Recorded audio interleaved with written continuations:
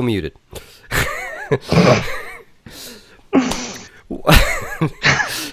Welcome to the carousel where we discuss Take 305. Welcome to the carousel where we discuss video games, movies, sometimes comic books, and whatever awful things those conversations lead to. I am John, sometimes MusiM. With me I have Jake. Your energy really kind of went off a cliff there, dude. I got to say. I tried a different approach. It wasn't working. You know, so I missed last week due to something man, I'll get to in a second. I missed last week, but I'm listening to it once the cast went up, and I leave for one fucking episode, and all of a sudden I'm a goddamn pariah. I'm taking golden showers and Trump Towers with the fucking Cheeto in Chief, and fucking anywhere I move to, I devalue the property by 30%. You guys are fucking assholes. Well, you know, you didn't have to, like, you know, donate your bodily fluids to that weird fucking VR, like, porn machine. That was kind of weird. Oh, God, yeah, there was where it was, like, mist jizzing into the Japanese boob simulator or whatever. Like, it was the hits kept coming last week, and I just sitting there going, like, you fucking assholes. Yeah. So anyway, the reason I was out is I did this thing to my neck that, like, I pulled a neck muscle, and it gave me migraines. Now, thankfully, from what I understand, like 4 to 6 weeks, that's going to go away. But, man, public service announcement, like, if you never had a migraine, like I hadn't up until 2 weeks ago, you kind of think it's just a headache. Like, fucking tough it out. Yeah, you're a little sensitive to light, whatever. Like, no, fucking migraines are the worst. Like, I've never felt worse than that in my life. And, like, it's not even like being homesick, like with a cold or something, because you can just fucking, you know. Like, I just signed up for HBO, my free month of HBO, so I'm going to burn through all these Game of Thrones, and, like, nope, you were just stuck on the couch, just eyes closed, trying not to cry. That's how bad it is. So. Man, that sucks, man. Well, I'm glad to have you up and running, and as long as you're here, we won't talk shit about you. So I just have the beer to defend myself. So other stuff that I couldn't do while I was, what's the word I'm looking for? I was going to say foreclosing. No, convalescing. We're not going to talk about, it's a little bit late in the month to be talking about Xbox Live and PS Plus games, but I did just want to point out a couple of good ones on PS Plus that are still around for, well, about a week once this goes up that you should pick up. There is Until Dawn for PS4, which now that I've played through, I really, really liked. You should pick that up. Telltale Game of Thrones series. Since I'm burning through Game of Thrones, I will probably give it a shot, but we know how I feel about Telltale lately. And if your PS3 is still hooked up, Tokyo Jungle and Darkstalkers Resurrection are both on offer. I have not played Darkstalkers, but I did play Tokyo Jungle, and it's a very fun platformer where you it's a survivally platformer where you start out as a very small puppy. So I kind of want, you know, I love Darkstalkers, but man, I don't want to turn on my PS3 right now. But I had it hooked up. I mean, everything's pretty much in boxes because I'm moving soon. I had it hooked up. I've been downloading stuff. I just can't seem to want to turn it on because, man, that PS3 takes forever to load up. Even the OS takes forever. Yeah, it's a little. Those old systems really are not quick, and then there's also the dreaded. I haven't turned this thing on in a year. How big is the fucking update that I gotta download? Like, are we talking? I'm probably out like an hour of time, like once I turn it on and connect it to the internet. But an hour? No, sir. No. This is Sony's servers we're talking about here, man. The PS4 won't download an update in less than 45 minutes. Like, you're gonna have to set that shit up overnight. Really? Like my PS4? Well, granted, I always have mine on sleep mode, so I guess it realistically is downloading the updates then, but mine are kind of instant. Like, well, it's probably. I'm talking out of my ass here. I was gonna say it's probably just installing it when you fire it up, but I think it does that in sleep mode too. You know, those are long, but you know what's worse is like games patches for games. Injustice 2, I had to do that. I had to turn it on overnight because I'm getting 0.8K a second. So. Thanks, Sony. Yeah, that's an issue. So The upcoming releases for July 21st, which is at the time we are doing the stream tomorrow, is Splatoon 2 for the Switch. It has gotten pretty good reviews so far. General consensus seems to be that it's more Splatoon. This is Nintendo's first-person shooter kind of versus Is it game. first? I thought it was third. Oh, maybe it is third. There's a lot of traversal and stuff, so you kind of got to, like, because I think you can, your little octopus person can sort of melt into the paint and then fast travel around the paint and pop back out somewhere else. So I think you kind of need to see where that stuff is. Oh, okay. Yeah, I mean, this is if you're familiar with it, it's paintball, wacky paintball. But the critics love it. Nintendo fans seem to like it a lot. That is not what that is. It's an area control game. You're painting surfaces of the map. They're using paintball guns, is what I meant by paintball. Right, but that's true. But the aim of the goal is not to shoot other people unless you're trying to prevent them from getting more area covered in their color. Oh, so like it's sort of the paintball is sort of a side objective in that you're just shooting people to try and hamper them.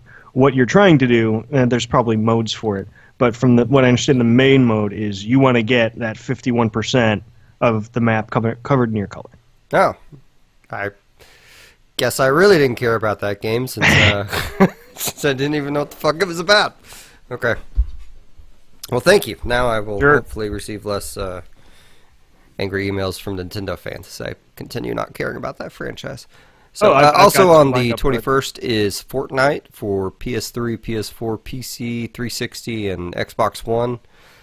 Jake, you told me about this before the cast, but I already forgot it. The trailer looks very kind of fun. It's from Epic Games, the Gears of War folks. Although I think Cliff's moved on to Lawbreakers, which is out in a couple weeks after that. And it's it looks like a Pixar-y graphics type, or maybe an Overwatch-ish graphics type of I think they called it survival multiplayer or something, but it's not Ark Evolved or Don't Starve or something like that. It's more of a Call of Duty zombie map, from what I can tell. The trailer looked very good. The couple minutes of gameplay I watched did not, but that's not really my type of game, so your mileage may vary. If you're into that kind of, zombie mode, Call of Duty stuff, horde mode kind of thing, check it out. I mean, and I guess they should be good at that. They basically Epic Games defined horde mode, so if anyone knows what they're doing, it's probably them, right? Yeah, but, I mean, what's the last good game Epic Games released? I would say Gears of War 2. But that's not a very popular or well-informed opinion. Yeah, I mean, I guess there are a lot of Bulletstorm fans, and they released that that remake recently. Yeah, I really liked Bulletstorm. Yeah, so that one. I didn't. So good. You can be the person people relate to on that. Let's see. Also coming out tomorrow is Super Hot and Super Hot VR for the PS4. Super Hot is already out for the Xbox One and PC, and the VR is already out for the PC. I couldn't really figure out a good way to notate this, so I'm glad you knew all that, because there's a weird release schedule for that one. And that's like, Xbox One doesn't have VR, so that was an easy deduction there on that. But I would love to play both of those games. I just have never gotten around to it, but. They look very fun. I don't know that they're up my alley, but everyone that I've heard who has played them or any videos I've watched on them, it looks like that motion, especially in VR. It looks like the motion of that game is top notch. Yeah, I really wanted to play that game, but I really only want to pay $10 for it. So that's kind of where I'm at. Well, you're talking like 90 minutes to burn through it. Well, that's the VR. I'm talking the regular game. I still haven't even played regular Super Hot yet. Oh, okay. So yeah, no, the VR version that's only supposed to be an hour or two to play through like that. I kind of would just want for free. Well, it should be a pack-in for the $900 you dropped on whatever was the Oculus. Yeah, well, that's coming. Well, it's not coming down to a reasonable price, but that's getting a pretty hefty price cut, isn't it? Was it the Oculus that is? Yeah, I think the Oculus was the thing that went down to $400 or $500 or something for the headset. You'd lose money not buying it. Yeah, I don't know. I would lose money if I bought it. Period. There's no ifs, ands, or buts about it. Finances are up and down. Right now they're down. I would lose money. Period. I'm not an early adopter. I let everyone else do that on VR. I hope it gets there eventually. Don't think it's there yet. So I don't know that 2017 is going to be the year of VR, just like 2016 wasn't. But hey, maybe 2018, right? Probably not that soon. Maybe 2020. Because you have to have 20/20 vision for anyway. That actually, there's actually a serious answer, and then I realized it was there. So on the 25th, DLC for Mafia 3, Sign of the Times, is coming out. You played Mafia 3, didn't you, Jake? This is actually why I wanted it on the list, because if I say it publicly on the cast, it is going to force me to go back and play more of that game. Because I really liked it. Actually, I think Mafia was a game that, like, I happened to be sick with a cold or something like that the day it came out, and I played the shit out of it that weekend because I couldn't go anywhere or do anything, and then I sort of never touched it again, but I really want to go back to it. And this DLC, I don't know that I'm going to jump on a DLC because I have plenty of the main game to get through still, but I think there's like some Manson killer type things and like blood magic and stuff in this DLC, so I don't know where they're going with it. The game proper, from what I played of it, was not, super serious. We're not talking, The Godfather or anything. We aren't talking Saints Row either, so I don't know where they're going to go with that weird blood magic shit, but okay. That's a thing. Okay. Also next Tuesday, Pyre is coming out on Steam and PSN. This is the next game from Supergiant Games, the people who made Bastion and Transistor.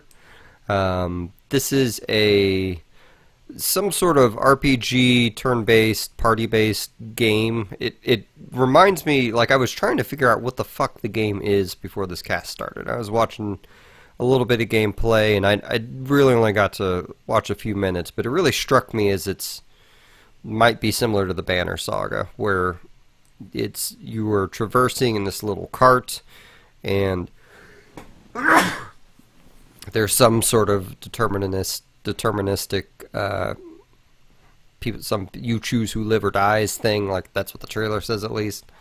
I don't honestly know too much about this because I stopped following it because I thought it was supposed to be a multiplayer only game. Yeah, I was getting this confused with the other sort of super neon-looking game that came out, I want to say a month or two ago, that you seem pretty jazzed about. I forget the name of it. I was thinking that was this. So no, this is completely new to me. I can't even think of what game you'd be talking about a month or two ago. It was lots of like neon blues and pinks. It looked kind of like I want to say Sunset Overdrive. That's not the game I'm thinking of. What's the isometric one that I jokingly called the 2D Dark Souls that you were playing for a little bit? You dash around a bunch. Oh, the guy with the red cape and the sword and the gun. I don't remember. Yeah, sort of that art style. This other game I'm thinking of, and then Pyre, almost kind of color palette wise, seem to mesh. Although, yeah, you're right. This looks very Banner Saga. Yeah, I don't know, and it might be. I bet it's something I like. If nothing else, I want the soundtrack because fucking Darren Korb is just fucking genius at these game soundtracks. Yep. But it's I don't know. I'm pretty broke, so I probably will not be playing it on release. Plus, I have all these other fucking games that came out that I've already bought that I haven't even beaten yet. So that is an issue. I'm gonna work on those for a bit because too much has come out this year, and it's just gonna keep going. But then August 2nd, Tacoma for the Xbox One and PC comes out. I believe they announced that this was an Xbox One exclusive, so it may never come to PS4. Yeah, I'm obviously, I'm not. I heard some folks arguing it. I think maybe it was on Kotaku Split Screen or maybe some other podcast. Heard about people being like, we need more exclusives, particularly for the Xbox, so people can feel better about getting about their system. And my reaction is exactly the opposite, which is fuck you. these things should all come out for everything, and fuck you. That being said, I don't know that Tacoma's going to be up my alley. It's cool space station stuff, and it looks like they're doing a lot of cool stuff with that. But it's not a walking simulator from what I can tell. But it does look like there's a lot of discovery and sort of detective work, and it's a lot more story and sort of patching together what happened. Go ahead. And just real quick, for those who don't know, Tacoma is the next game from the studio that brought you Gone Home. And Firewatch? No. No. Okay, sorry. No. Firewatch is the Idle Thumbs guys. Caposanto? Yeah. Okay. So anyway, it floated around this cool space station, and this wasn't doing it for me in Prey enough to keep playing. I don't know that Tacoma's going to be the one that grabs me. I do need to go back and finish Prey up, because I seem to remember reading the ending gets real fucked, and I like fucked endings. So a lot of people really like Prey. Like, that's on my short list of games to get next. I'm broke. So, but moving on to movie releases, tomorrow, July 21st, past tense for those listening on the audio podcast, Dunkirk, the new Christopher Nolan movie, comes out. This takes place in World War II.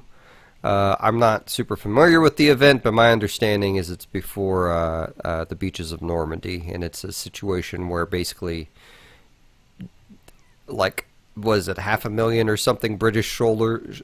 It's 1 million shoulders, but it's 500,000 soldiers. This is where Head and Shoulders was invented. No, it's basically a bunch of British soldiers were stranded as like a Nazi blitzkrieg was headed towards them or something like that.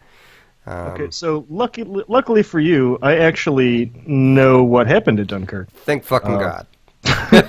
So basically, the British were kind of the only piece of Europe that was able to hold out against the Nazis, and it was mostly because they were an island. Obviously there was the raids and the bombing and the Blitz and all that in London, and Nazis fucked up London real good. But basically, when Germany started pushing west and they started, taking over Belgium, and then they made it to France, and so the Brits went down to France to sort of help out the French and sort of try and beat the Nazis back. Well, that shit didn't work because Nazis ended up taking over France. And Dunkirk is basically like a very north tip, like not quite English Channel close, where it's like the closest point between Britain and France. But it's a very close port in France. Maybe not port. It's a coastal city that, like, all the British soldiers still in Europe were like here, and they were going to get fucked. So the problem was the Navy wasn't what's the word I'm looking for, deployed properly, or had other stuff to do, fighting U-boats or whatever. So it was basically a bunch of citizens just got their fishing boats or their private boats for just goofing around and sailing or whatever, and they all sailed across over to France to get these soldiers out and bring them back to the UK. And it's a crazy story, and it looks like Christopher Nolan's given it a good treatment. It looks like he might be doing a little too much on the, these stories happen to coincide just perfectly for these characters, but I can live with that. It's a drama. It's a really cool concept, though. I mean, Christopher Nolan is the man who, in Interstellar, had what was that moment where he was stuck in a black hole and his daughter was, like, they had a lot of things happening at the same time in Interstellar that were definitively not happening at the same time. Like he was stuck in the hypercube and, like, was drawing on his daughter's bedroom wall when she was a child to guide her to get him out of it 80 years later. Something, spoilers. Well, and didn't they have like a moment too with the son where he was getting mad and doing something, but then his dad in space was doing something, and it was, I don't know, they had a lot of weird moments where they stacked them all together like that, and it's, none of those things were happening at the same time. But the first 90 minutes of that movie are very good.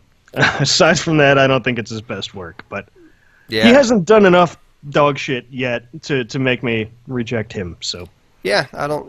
Dunkirk's gotten positive response so far. I'm sure it's a great movie. Also due out the 21st is Valerian and the City of a Thousand Planets.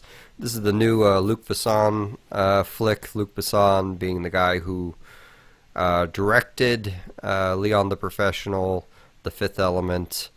What was the other big movie that he did that was popular? La Femme Nikita. aren't there like 4 movie versions of La Femme Nikita? Maybe, probably. Or am I thinking of the show? Or is it Femme Fatale? Like, yeah, there was a TV show afterwards. He did not do the TV show. The TV show was based on his movie. I didn't. Oh, okay. I didn't think the movie was very good. I say it was based on the TV show. It was, you know, it was like some American company said, "Hey, this French movie is really cool. Let's make a TV show out of it," kind of thing. So it had about that much in common with it. But anyway, so Valerian in the City of a Thousand Planets is based on a French comic. I have no idea if it will be any good. Some of the action in it actually kind of reminds me of Mass Effect. A little. Well, it kind of has the sort of the colors sort of feel very Mass Effectian. Well, and the spacesuits from the back look kind of like Shepard's suit, and he kind of runs like Shepard in the thing, and I don't know. I'm sure it'll be a fine movie. I don't know if I'm going to see it in the theater or not, but who is it? Is it Beyonce? No, not Beyonce. It's Rihanna. Rihanna's in it. I like Rihanna a lot. In fact, I like her enough to be able to even pronounce her name correctly. What did I say? Rihanna. What did you say? Rihanna. Rihanna. Okay. Yes. Well, welcome to Oklahoma, Rihanna. Mm-hmm. Let's see, and then the 28th, Atomic Blonde comes out. This is the new action movie with Charlize Theron. It's supposed to be kind of John Wickish, but I guess it's more of Jane Wick. Yeah, I guess she's more of like a super agent or something that gets betrayed on all sides, kind of thing. It looks pretty cool. It's I don't know, something about it, like I can't put my finger on it, but something in the action bothers me a little bit, and I'm not sure. It might be because they keep comparing it to John Wick, and like that movie is kind of a perfect action movie to a pretty close degree, you know? It's a bad decision to ever compare your movie to John Wick, especially before it comes out. Yeah. But you're the only person I think I've heard getting excited about this, so I'm kind of surprised you're not. I mean, do we just not know that much about it? Is this based on anything? Is this a completely original IP? What's the deal? That I don't know. I assumed it was an original IP, and I think it's one of the guys from John Wick might be directing, but I could be wrong. I like Charlize Theron, but I mean the other annoying part is the entire movie's in the fucking trailer too. Like, you can definitively like pick out all the major beats of the movie. Now it's just a question of how does she kill the last guy? You know, Well, she has to hit him in the glowing red spot 3 times. Oh yeah, that's how that works. That's how you kill all the bosses. Yeah. I'm just looking up. This is David Leitch is the director. I should be faster at this. This is awesome podcasting. This is so great. So glad I did this. This is top-notch shit that we're spitting right here. Yeah. Okay. All right. So you can keep looking that up if you want. Nah, if you need okay. Let's keep moving. Okay. And then August 4th, The Dark Tower comes out. Stars Idris Elba and Idris. Whatever. You're the fucking worst, man. Anyway, this is the Stephen King property turned into a movie. I have no idea what to expect by this. I mean, obviously they're going for completely like, I don't want to spoil the books for everyone, but suffice it to say is they found a weird in-canon way to make a completely different story of the Dark Tower. Yeah, and I've said this every time this movie has come up. You just need to think of this as a movie inspired by the Dark Tower books. Yeah. That maybe a couple characters share some names. Like, I'm going into it with zero expectations. I really like the super fast reloading thing that Roland does. I'd like the way that they've... I mean, and I'm not talking about the flip the cartridge up in the air and then swing the gun into the bullets. I think that's dumb.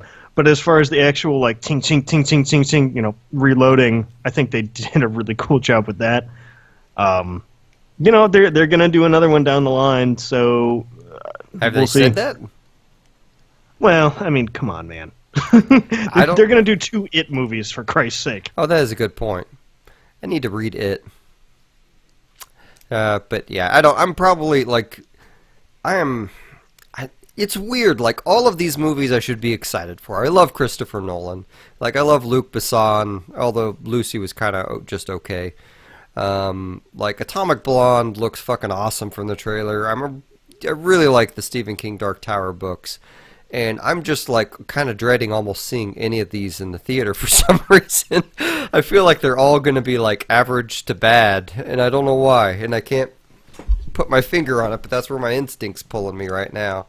Like, I was really kind of into that first trailer for Valerian and the City of a Thousand Planets, and sort of the longer I've had to think about it, the more I'm sort of falling off of it. Yeah, I don't appreciate that scene in the trailer where they have there's always a bigger fish scene from Star Wars in it for who the fuck knows why. We're in a ship flying through space or something, and here's a monster attacking us, and then a bigger monster attacks them, and it's like, why do you even need to put that in there? We just... Maybe it'll be really great in context. You don't know. It probably won't be, but... I don't know. But... Okay. So, then for TV, Room 104 comes out for HBO. Jake, why don't you tell us about this? I kind of can't really, because I'm not super sure what it's actually going to be. From what I can tell, it's, I guess the guys who directed Safety Not Guaranteed, I guess 2 brothers, have created or producing or show running this series. That Room 104 is a room in a hotel or motel, and it's an anthology series where all the stories take place, I guess, in this hotel room. I love anthology series, and I love gimmicky stuff a lot of times, so I'm going to check it out now that I've got another 2 weeks on my HBO freedom. Gotcha. So, we'll see. Okay, and then Rick and Morty Season 3... continues on July 30th. I say continues because you've probably already seen the first episode of Season 3 since they released it on April Fool's. Oh, right, yeah. I guess there is that. It said it was on Adult Swim is where it was getting released. Are they different from Cartoon Network now? I don't think so. They're just like the late night Cartoon Network, right? Yeah. That's weird that they would list it that way then. Okay. I don't know. I wish I didn't have to have cable or something to watch it. But really like Rick and Morty, so although I don't, well, we can talk about it later. But yeah, it's coming up. So, and then for streaming on August 4th, we get Wet Hot American Summer 10 Years Later. This is the one where they basically take the ending to the original movie, where it's and follow up on that moment or something like that, isn't it? I have never seen that original movie. I thought Wet Hot American Summer, there was a series out on Netflix, I thought, for like 6 months already, so I thought this was like a season 2 or something. I know nothing about any of this shit. So this is a... Wet Hot American Summer is a comedy series. It is a... It kind of goes into kind of like Naked Gun ridiculousness and slapstick at times. Or maybe a good chunk of the time, come to think of it. Because like the original movie takes place in one day, and everything that happens in the original movie, like the original movie was made like 10 years ago or something like that, right? And it has fucking Paul Rudd. Is that all? And it might be longer. It might. I feel like that's an old ass movie. I feel like I've been seeing that box art since I was a kid, but I could be wrong. No. It's 15 years or so at the most, but Okay. you know, it had it has a lot of comedy people in it. So then when they made the Netflix, like the movie was the last day of summer camp, right? And then they made the Netflix TV series, which was like 10 or 13 episodes, and all of those episodes took place in one day. and So like, and man, Netflix really likes doing that. They did that shit with Arrested Development.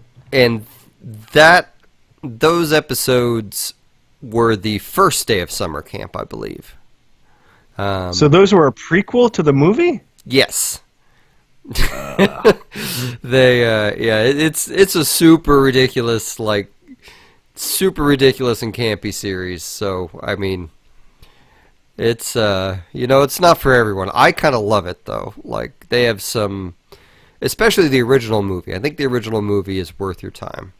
If nothing else, than for this fucking glorious Paul Rudd scene where, like, he's just playing like the bad boy at camp or whatever, and they have this scene where he's just kind of slouched at a cafeteria table, and Janine Garofalo is one of the camp counselors, and she's in the background, and he just he looks so tired, he just throws his fucking tray onto the ground, and I can't. All right. He just for no reason, and then gets up and starts to walk away, and then Janine Garofalo bitches him out and tells him to pick it up, and he just like a 5-year-old walks over to him, grabs it all lazily, and then throws it into the dish thing, and it's just this. It's a really good bit of physical comedy humor that I found very amusing. You know what? I had no interest in this, but now that you're telling me it's super over the top slapsticky Naked Gun style stuff, I'll put it in the list. It's got 22 things in front of it, but I will put it in the list and give it an honest try. Just watch the movie first. The TV show I don't think is as good without the movie, even though I watched the first few episodes of the TV show and then watched the movie, and that was kind of neat, but also confusing. But also it's weird because you know characters' endpoints, but the TV show also makes funny jokes about what's his name? American Sniper actor. Bradley Cooper? Yeah, Bradley Cooper has a role in both the movie and the TV show. Well, obviously he was a lot more famous when the TV show for Netflix happened, so he couldn't make a lot of the episodes. So they do some goofy stuff with his character because Bradley Cooper himself couldn't be there for the whole thing. Some Fuller House kind of jokes, like they did with the Olsen twins. Oh, it turns out he's a DJ, and his shtick is he's a masked DJ, thing, oh god, what's the Danger Mouse or not Yeah. Danger Mouse? Well, I mean, Who am I thinking of?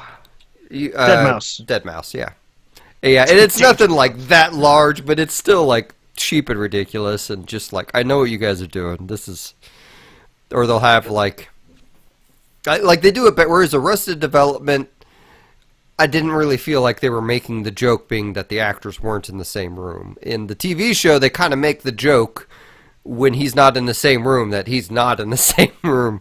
And don't get me wrong, that is the better way to spin that, especially if it's a comedy show. Yeah, you just sort of everybody put it together in Arrested Development, but it's funnier when they pin a tail on it. So. But anyway, it's definitely a show that's not for everyone. So also on August 4th is Voltron Season 3. If you've listened to this cast before, you know I fucking love the Netflix Voltron series. I did not realize Season 3 was coming out this year or this soon, so this was a welcome surprise. How long is that second season? How many episodes are we talking? I don't think it's that many, 10 or 10 to 14, somewhere in there. Mm-hmm. Okay. They're all 20, 25 minutes long. I mean, it's not that bad. Yeah, okay. Because I know I cognitively, intellectually understand that all of those episodes are not the 49 minutes or whatever that first one was. But every time I think about watching that show, I just go, I don't want to sit down and commit that much time to this thing that I don't like. It's got a lot of great pieces to it. It is beautiful. It's well voice acted. The plots are pretty good. It's just I can't get over all the anime bullshit. And it's I think about it and go, ugh, that seems like too much time. I don't waste my time with this. So Season 2 is 13 episodes long. So So we're talking, what, 260 minutes, so 4 hours, give or take? And each episode is 23 minutes long. So, Okay. I mean, come on, that's like it's like 2 cigarettes. Neither of us smoke. That's like, I don't know. Pick a habit that takes like 5-10 minutes. No, like the cigar takes like an hour. Come on. I haven't been a smoker since I was 23, so I don't know. Yeah, we really lost this right here, dude. Yeah, we did. We're news. We have that is the end. Yeah, that is the end of our releases. So this is going to be real quick. If there's anyone out there who has not played Doom yet, Doom is free on Steam. It's free to play this weekend, and it's on sale for $15. I believe that's probably only through Sunday, but I did not see any details on when that's going through. So if you're downloading this, once you finish downloading this, you can download the 88 gig software. The 88 gig program for Doom, and then maybe play it for 22 minutes before it expires. But seriously, it was our game of the year last year. $15. It's a no-brainer if you haven't played it. Yeah, it's fantastic. So the Warframe TennoCon happened a couple weeks ago. This is Warframe's convention that they do, and they always do big announcements at these trailers. This is where the Archwing was announced all those years ago. So they announced they're going to add an open world area to the game. They are calling this the Plains of Eidolon or something like that. I should have had this page open. It doesn't really matter. Even if you had it open, we all know you weren't going to pronounce it right anyway. We don't even know how it's pronounced, but we know that what you said is wrong. Eidolon? I don't know. Who cares? Eidolon? I don't know.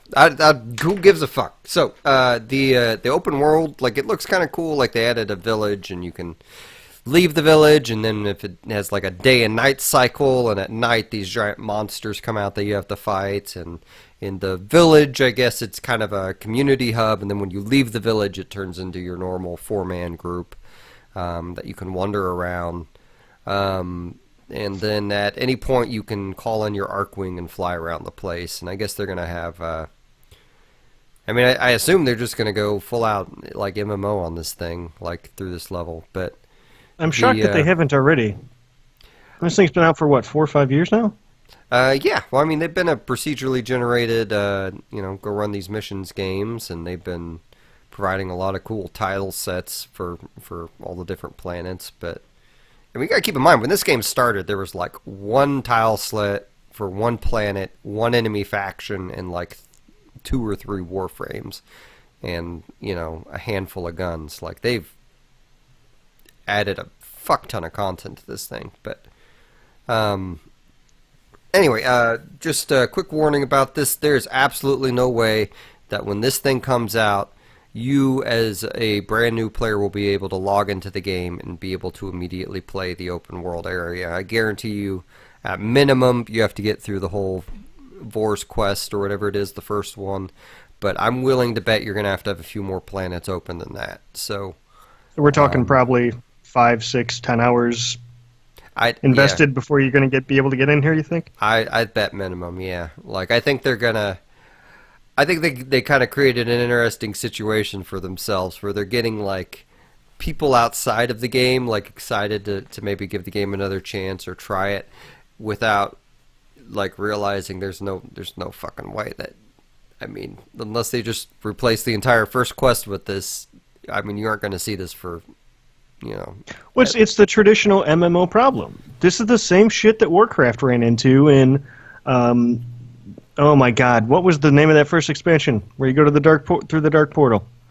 Oh my God! At any rate, the first 2-3 expansions that they put out, they would do patches. Maybe the first or second or third patch after the Burning Crusade. That was the name of it. So the third patch in Burning Crusade added this new area, or added a bunch of daily quests in this one area, where you had to be max level and pretty well geared to go do any of that stuff.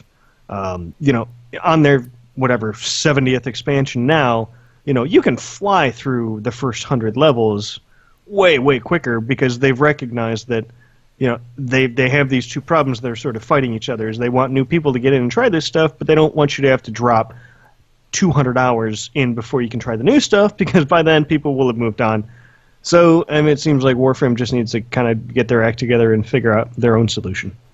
Yeah, I don't know. I doubt there's going to be one. So, the other trailer they showed was their trailer for a cinematic quest, which is completely meaningless to non-Warframe players because they just showed what looked like, a weird, spiffy version of Excalibur. But this is actually Umbra Excalibur, and Umbra is something they gave Umbra Excalibur to China whenever they first released there, and everyone over here freaked the fuck out because we didn't get it, and we never got it.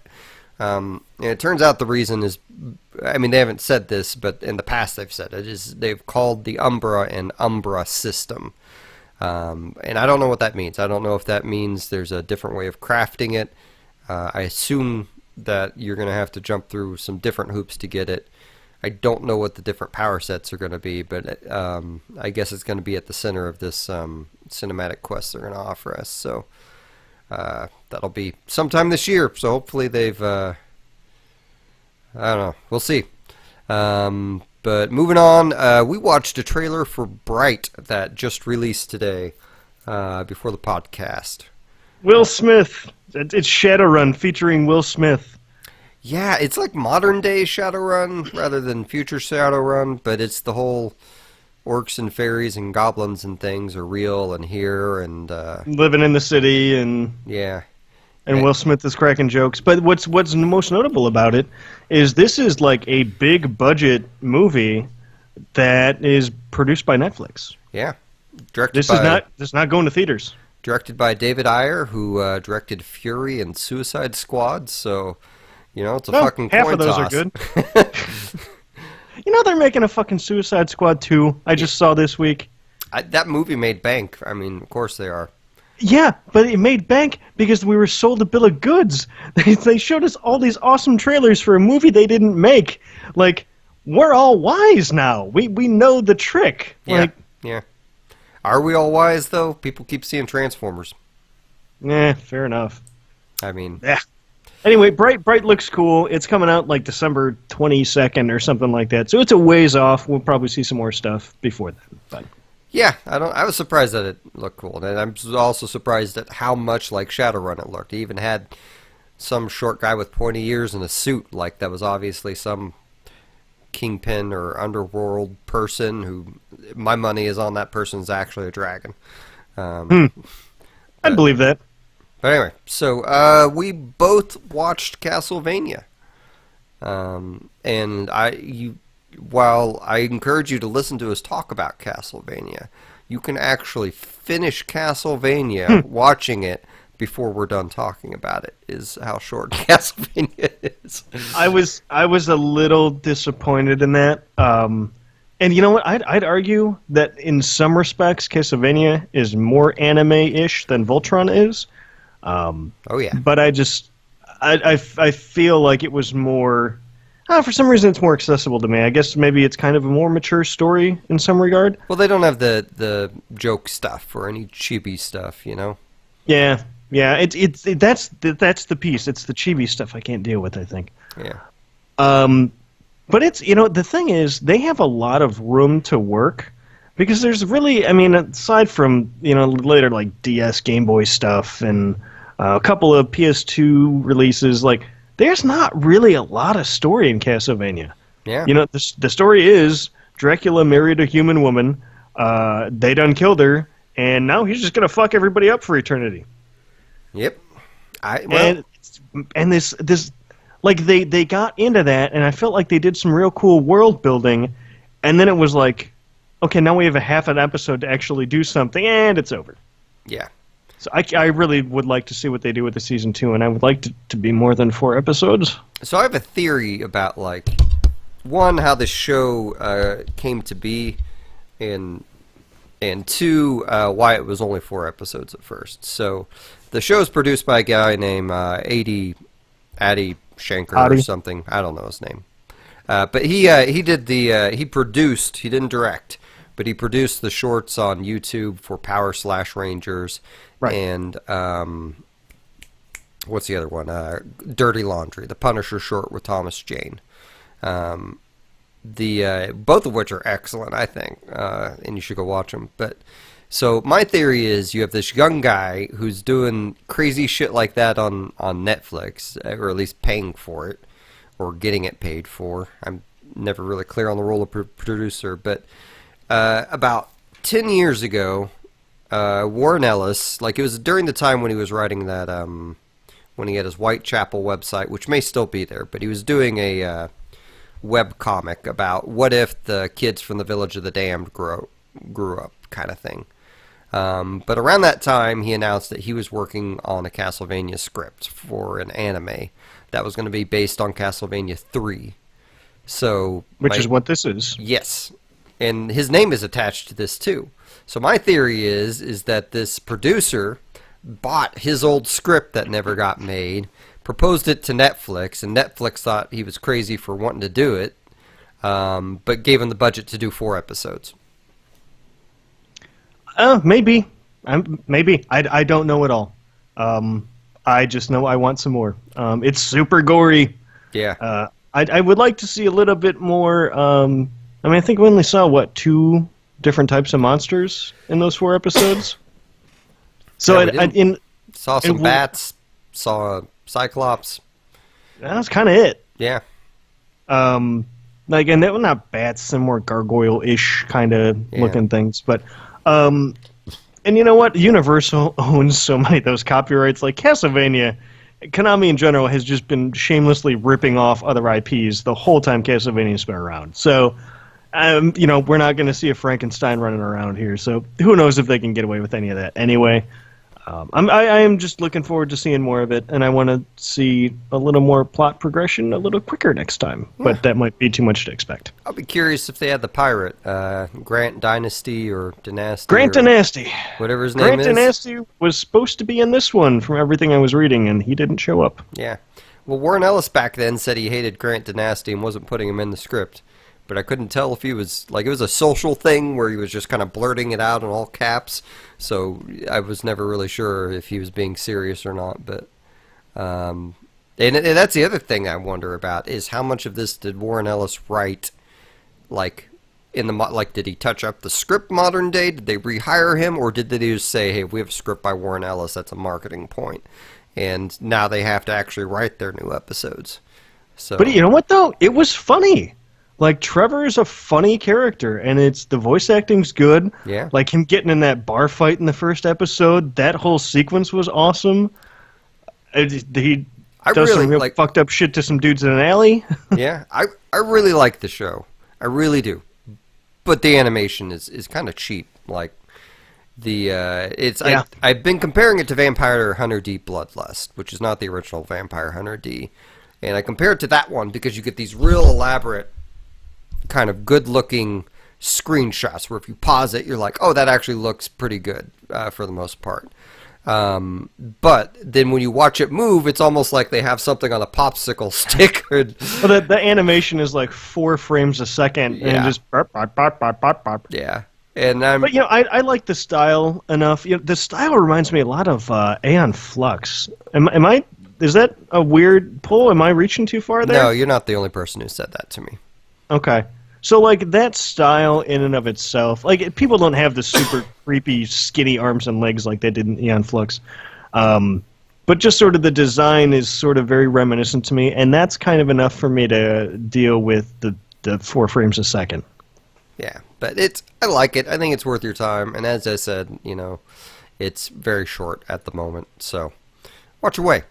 I went and saw Spider-Man Homecoming. And? I liked it. It was good. I don't think I 5 out of 5 stars liked it like everyone else did. But I think I think what's his name is Spider-Man did real well. I think Robert Downey did a real good job at adding a lot of layers to Tony Stark in the 5 to 10 minutes he was in the movie. Oh, so it was not. So my fears were not realized. It was not the Tony Stark show featuring Peter Parker. No, not at all. Good. Okay. No, I mean Tony Stark is pops up throughout the movie, but I would put money down that if you actually put all his scenes back to back, you would not have more than 15 minutes at most. Good. So it's mostly about Peter Parker being real bad at social life, which is what it should be. It's, oh, I gotta go fight this villain instead of be there at my friend's thing that they said they'd stop being friends with me if I didn't go to. That's the whole character. Yeah. Like, how was Michael Keaton? Was he a good Vulture? He is real good. Yeah. Vulture is a character I've never cared about, but I Oh, thought it's they an awful did. character. Yeah. I thought they did a really good job reinventing that character. It's I guess it's been out a week or two now. I'm not going to spoil the whole movie, but I'm going to spoil a bit of his background, and you'll learn about this in the first 15, 20 minutes of the film, but at the same time, this is one of the few parts I didn't think was in the trailers. But basically, he is a construction company that was hired to clean up some of the Chitauri mess from Avengers. But on their first day of starting it, the government shows up, shuts them down. He's like, I'm going to go. I just fucking paid for all this shit. We have to continue this. We need this money to pay for this job and all these people that I just hired. And they said no. And so that's when he decided to start stealing alien tech and using his guy to make weapons and sell it, kind of thing. Okay. That's cool. I'm in. It's good. I really like the movie overall. Like I think it's good. I don't think I like it better than Spider-Man 2, but I haven't watched the Tobey Maguire Spider-Mans in a few years, so I don't. It's Spider-Men. Spider-Men. Whatever. There's only one Spider-Man. Well, okay. I guess there's like 5 now. Yeah, what are you talking about? There's like 40 of them, and like one rebirthed himself out of something. Like, yeah, Spider-Man. Yeah, like I get it. There's only they got 70 years of comics. There's only so many places you can go, but man, there's been some real fucked up Spider-Man stories. I do feel kind of bad though, because like his friend that they gave him in the movie, whose name I completely forgot. Like he's a really funny side character, but like that is basically Miles's best friend from the comics. You know, the Black Spider-Man. So it's kind of awkward that they just kind of robbed. Like, granted, Peter Parker I don't think has a great, like, aside from MJ and Aunt May, he doesn't really have a great, like, non-powered cast of friends. But yeah, there's Gwen Stacy. Yeah, I mean, it's just like in the comics, it's always just either his love interests, his kids, or his family. You know, like it doesn't really go beyond that. In this movie, he has a lot of and Harry friends. Oh yeah, I forgot about Harry Osborn. All I think of is that fucking. I hated the way she said his name every single time in that movie, in the Sam Raimi Spider-Man. Anyway, I'm sorry. Spending way too long on this. Spider-Man Homecoming's good. I think it's a good addition. I don't think it's going to blow anyone's mind. But speaking of blown minds, I say with hope. Yeah, so you guys have been recommending Rick and Morty to me for probably since we started this cast back up. And I haven't had cable in all this time, so I didn't have Adult Swim, and it's just I'm not a guy who pirates stuff. Like, I pirated a bunch of music back in the day, and then they made it easy to buy music online, and I went, okay, and dumped on my pirated stuff. I don't do that. But in anticipation of the 3rd season coming out, Adult Swim's website has been just streaming a Rick and Morty marathon, like the entire series, which I don't know, I feel like people have been talking about this show for so long that I'm surprised there's only like 24 episodes or something that have ever been made so far. But they're just, the website's streaming them and just doing marathons. And like they throw in a couple of the goofy little interstitial, like, claymation Adult Swim gags that like they'll do between shows on a cable channel. But aside from that, it's just back-to-back Rick and Morty. There's no ads, nothing. And for right now, that is at adultswim.com/videos/streams, and then I think it'll give you a menu and you can pick Rick and Morty. I love that show. That's a real fucked up, clever, good show. There's the weird thing where, like, okay, so I realize I'm the last person on earth to see this show, but Rick is Morty's grandpa, and he's this not mad scientist, but he's like a super self-absorbed genius scientist who made this portal gun that he can go between dimensions and time and space and stuff. So it's basically Doctor Who if Doctor Who was a real shitty alcoholic pill popper sex addict. And just the creativity from these guys, because I think it's just two of them that really come up with most of the ideas, right? Yeah, I think Dan Harmon's the main person behind it, but like Rick and Morty are the same voice actor. Right. Right. So just all the different dimensions that this guy comes up with. So like they were being chased. There was a chase scene where, Rick's jumping all these portals and trying to throw these guys off, and they're running through different dimensions. And they're going through this living room. And in one, they show a pizza, a slice of pizza, ordering a person, like for delivery. And then they run through, they go through another portal, and they end up in the same living room. And I'm not doing this justice, but it's chairs sitting on people, and they're ordering a pizza with extra humans on it or something like that. And it's just, they iterated on that gag like 4 times, and each one was more fucked up than the last, but they were all funny. And there's a lot of good sight gags. The voice acting is great. Like, I am so sorry that I've lived without this show for as long as I have. It's so good. It's like I didn't like the second season as much as the first, but I still really liked it. I mean, the first set such a high fucking bar, but I don't know that that's the thing. I don't know. I mean, I can look them up, but for my purposes, they're all the same thing, because whenever I jump into the marathon, they might be at any point in the season, so I don't even know what's what, and I've loved all of it so far. That's a good point. Yeah, I think my favorite episode is probably still the Cronenberg episode. Did you see that one? I've seen probably like 8 or 9 of them. Okay. And I think they were all probably like early to mid second season, maybe end of the first. I don't if the Cronenberg one involves Morty getting a love potion at the beginning of it. Oh, nope. Okay. And honestly, that isn't even the main plot point. It is what that potion causes to happen and the resulting fallout, but I won't the funny part about the show is they always start with like this A story, like as an ABC. The A story, they start out in the first 45 seconds of the show, and then like that just fucking disappears completely, and in the last 10 seconds of the show they wrap that back up and like, oh yeah, well yeah, so I'm glad we got rid of that love potion. Just that's it. Yeah. The whole show is the B, C, and D stories, and it cracks me up so much that they give you this premise at the beginning, and then fuck off premise, and then they just come back to it just very nonchalantly, like, yeah, this is how you write shows. We had to address it again. It's great. I love it. Man, I was gonna ask you something that left me. Oh well, that doesn't matter. It's a great show. Yeah, I agree. I'm excited for season 3. Someone released a Morty and Rick do acid like little clip online.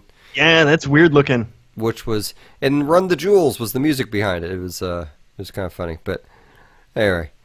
Is it Jules because he's a scientist, like Joules? Actually, I guess it's just Run the Jewel, or is it Run the Jewel? Now that I have never actually talked about anyone with this band out loud. It's all been online. So now it's probably not worth dignifying that dumb ass joke I made. Oh, that was a joke. Okay. Yeah, see, that's how bad it was. Okay, it is Run the Jewels. So I discovered that the Destiny beta that I downloaded I could actually play, which for some reason I thought it was this weekend, but I guess I just kind of hopped on Amazon and pre-ordered just to play the demo.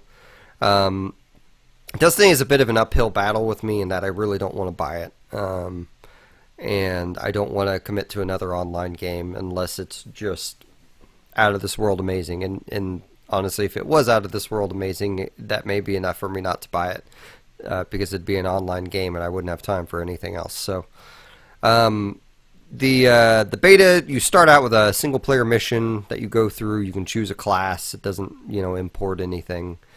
Um, the It's very cinematic. I don't think I like whoever they have doing the voice acting for the ghost. I thought it was supposed to be Nolan North, but it sounds different from that.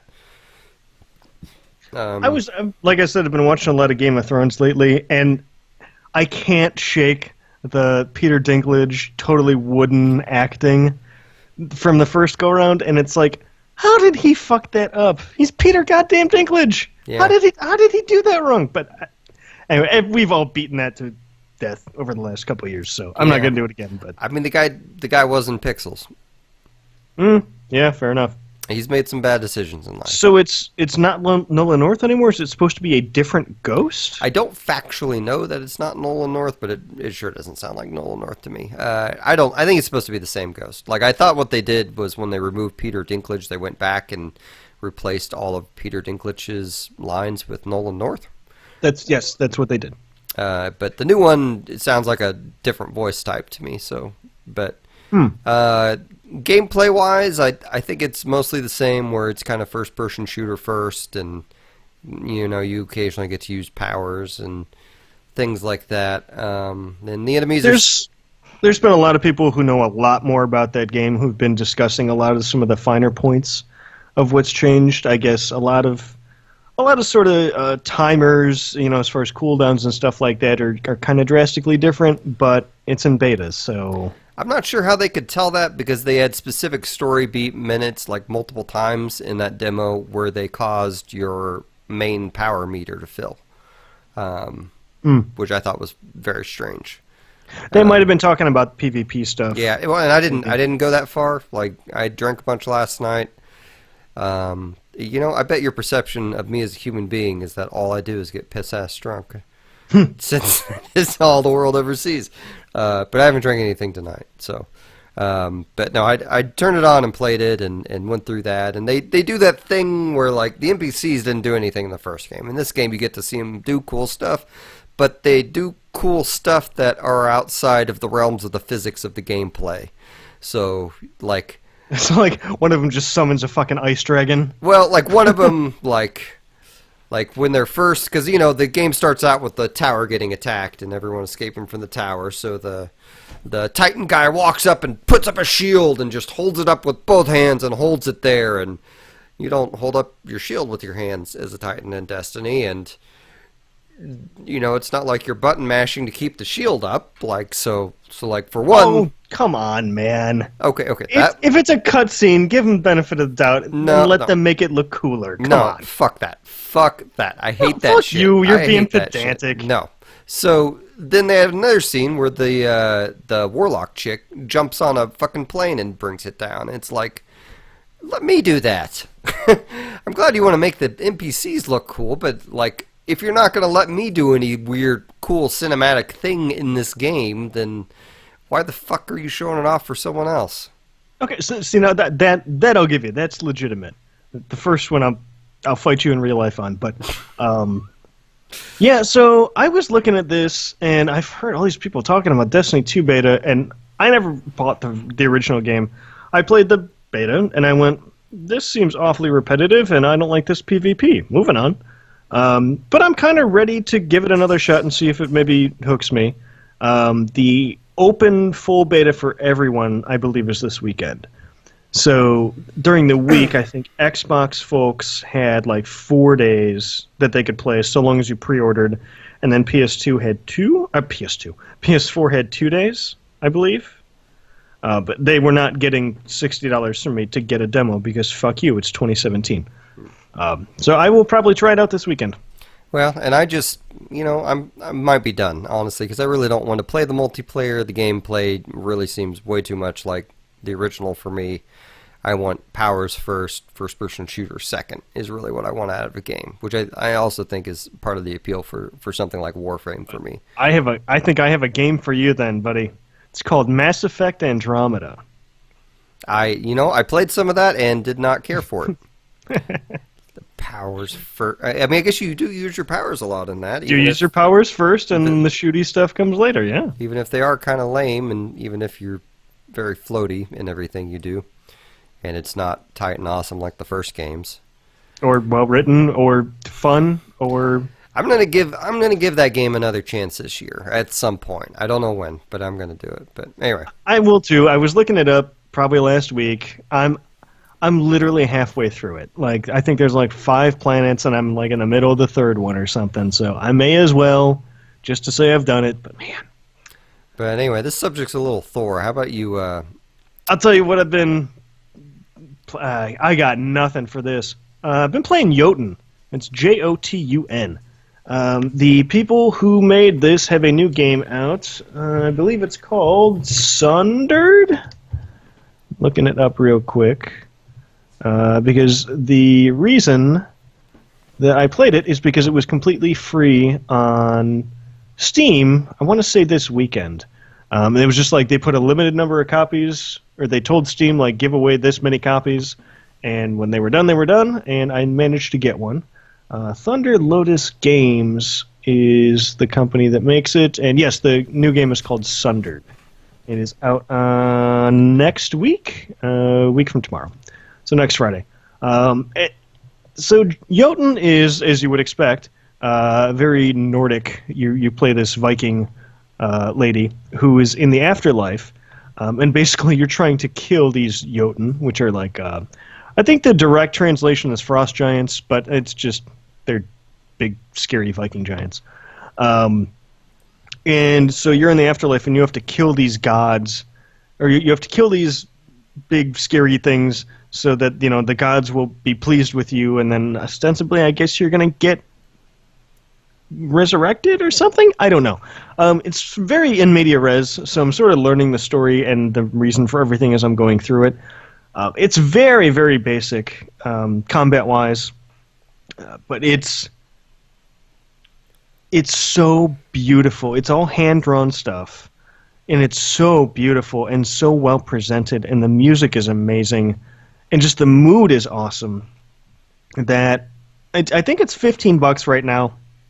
I was talking to Late Elf on Steam last night when I was playing some of it. I think I could recommend it across the board at $7.50. I think I would say check out a video and see if you like it before you bite at $10. 15 does seem like a little much, especially because I started playing last night and I'm like 60% done with it already, and it's not like I spent all night playing it. But yeah, definitely go check that out and just look it up and look at that art. I mean, even if you're going to spoil yourself for a boss battle or two, because I think there's only like 5 of them, the scale is very cool. Like you're fighting giants, so the camera, as they get bigger, whether it's because their health get lower or they were buried in ice or something and then they stood up, so they're a lot bigger in the screen. Like the camera will pan back, and all of a sudden you realize how fucking tiny you are compared to this thing. It's really cool, and I'd really encourage anyone to check it out. Hopefully some folks got it free. But if anything, put it in your wish list, and if it goes on sale, maybe bite. And check out Sundered. You were playing some very 8-bit, 16-bit pixel-y stuff, yes? Yeah. So I finally restarted a game on Cosmic Star Heroine. This is a Kickstarter game by Z-Boyd Games, the people who did Cthulhu Saves the World and Breath of Death. Breath of Death, Yeah. And they did episodes 3 and 4 of Penny Arcades on the Rain-Slick Precipice of Darkness. Yep. So and didn't you stream this at some point? I feel like I saw you streaming this a while back. no, I don't think I ever streamed it because I got it on PS4, and I don't think I've ever streamed off of my PS4. Oh, okay. Or wait, no, I streamed off my PS4 one time, but I don't know, I don't like that interface. That's not good.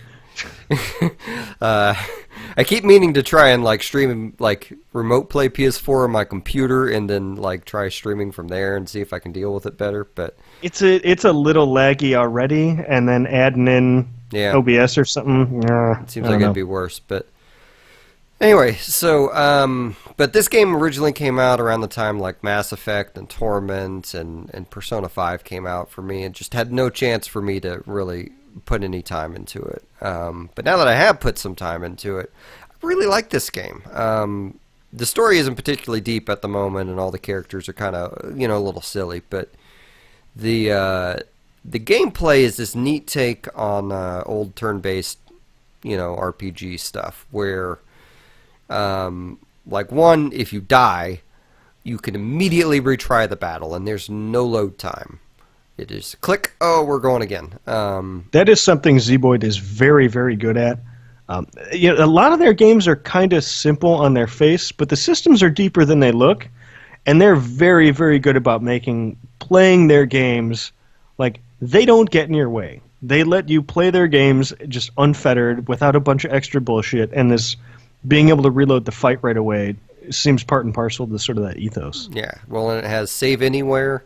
The combat system, I think, is pretty cool. Like, each character has I think they call them hyper moves or something like that. But basically, every so many turns, that character will get to do extra damage on whatever attack you choose.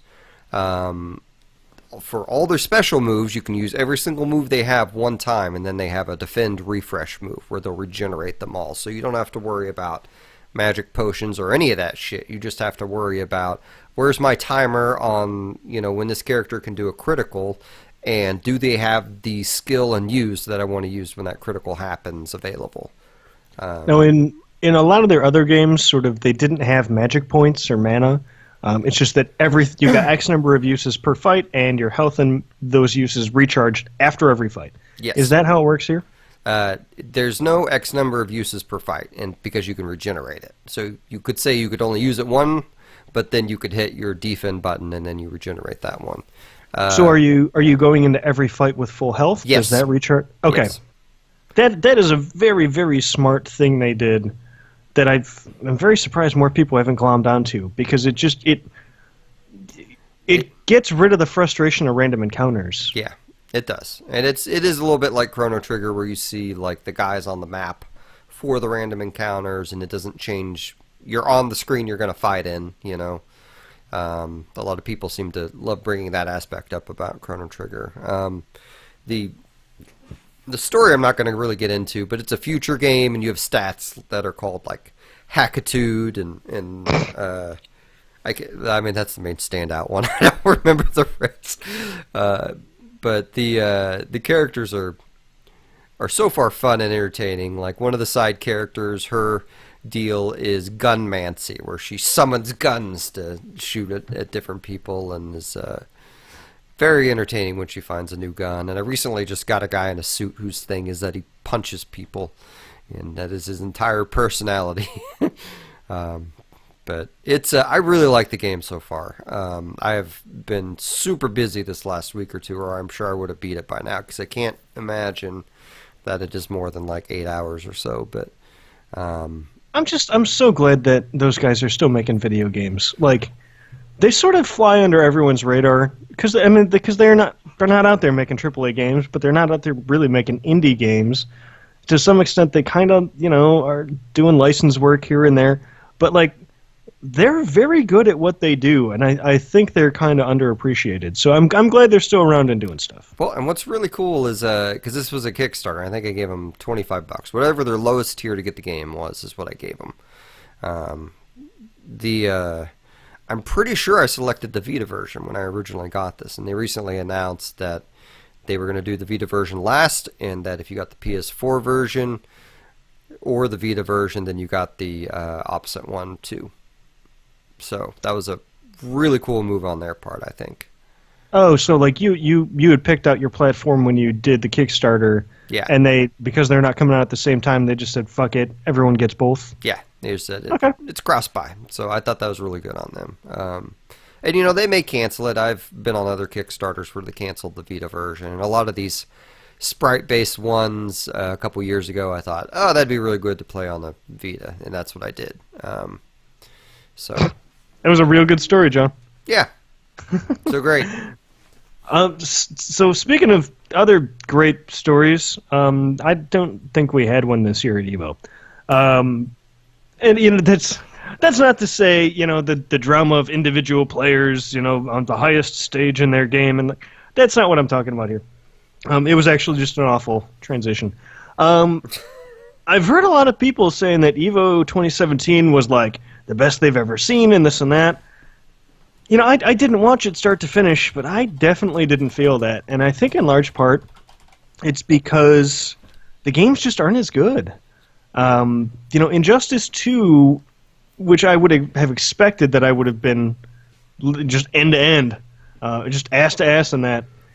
And I didn't. I just sort of Sonic Fox went out pretty early. I did send out a tweet from the Carousel account saying, the kid's a really good sport. To be as dominant as he was for as young as he was, because I think he was 17 when he started playing in these tournaments and winning Evos. So he's 19 or 20, but he's going into everything, I'm sure, expecting that he's going to be taking home another trophy. And he was out in the quarterfinals, and he clearly wasn't mad. He left with a smile, shook the dude's hand. Good for him. So he was out, and he's a guy who I always like watching because he's pretty clever and original as far as combos that he comes up with. But I think Injustice 2 isn't as fun of a game to spectate, at least in its current state, because a lot of the popular characters are Atrocitus. Superman's real strong right now. Black Adam is another one who's super strong right now because he basically is a combo that can take away half your life bar, and he can do it pretty much right out of the gate, if he gets first hit. And all those characters are slower. I found that it was more fun watching if someone was playing as Catwoman, she's got these 28 hit juggle combos that they're not doing a full bar's worth of damage. They're doing comparable damage to these other ones that Superman does or whatever. They're just more fun to watch. And I feel like Mortal Kombat X had more stuff like that was visually interesting. And I feel like Street Fighter 4 was better than Street Fighter 5 for kind of the same reason. It seems like in Street Fighter 5 they've really upped the damage for a lot of characters or lowered the life for a lot of characters. And I feel like most of the fights are over before something interesting has a chance to happen. That's not to say that this can't turn around and that Evo 2018 might be incredible. But maybe I'm done following fighting tournaments unless the games are better. So, I don't know. I guess we'll wait till next year and find out. But the international, 40, whatever Dota's thing is going to be in a couple weeks here. And I always like watching that with commentators, so maybe that'll take over until next year for me. Yeah, cool. Well, that is our show. So, thank you for joining us, Jake. Thank you for joining us, John. Yeah. There's more than... Okay, yeah, whatever. Uh-huh. By us, I mean the internet. Oh, right. I did release a remix album a couple weeks ago by the name of Storm of Revenants. Has remixed... Yeah, can I guess what... Can I take... I want 3 guesses at what this new instrument is that you picked up and immediately broke. No, we're not doing that. Mandolin. No. Not a mandolin? No. Harp. Nope. Xylophone? Nope. Fuck. All right. Yep, that's all 3.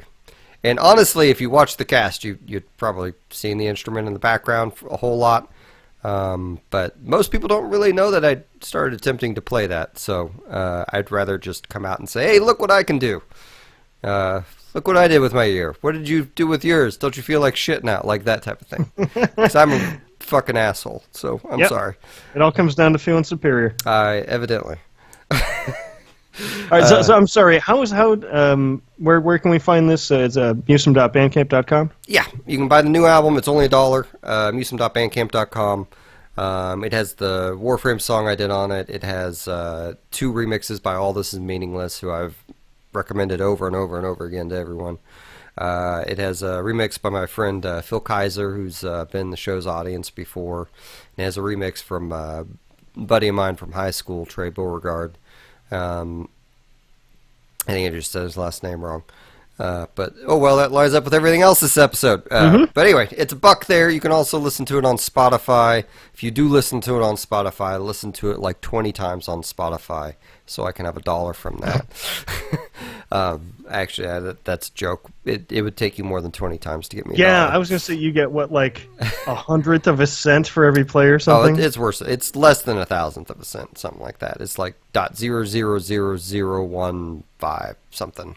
But anyway, it's on all the services. You can buy it on iTunes right now too. You should just. Why don't you just try renegotiating with them, John? I'm sure they'll be amenable to that. Oh yeah, Spotify. I'm sure they're real good. It's not like entire artists have gone and made another service entirely because of Spotify. By the way, I'm also available on Tidal. All right, let's wrap it up with Anyway. the plugs, man. Yeah, so visit the website, thecarouselpodcast.com. Send us emails for us to read and discuss on here. Tell us how wrong and horrible we are at carouselpodcast@gmail.com. I'm sure I fucked up something about Dunkirk. Rate and review us on iTunes so more people can find us. If you enjoy us, then that will help infect the world with your enjoyment. And is that everything? I think that's everything. Oh yeah, join us every other. You lost me with the infection thing. Sorry. Yeah, sorry. Join us every other Thursday evening at 8 p.m. Central Time for the live stream. So, Hooray! see everyone next turn. Bye.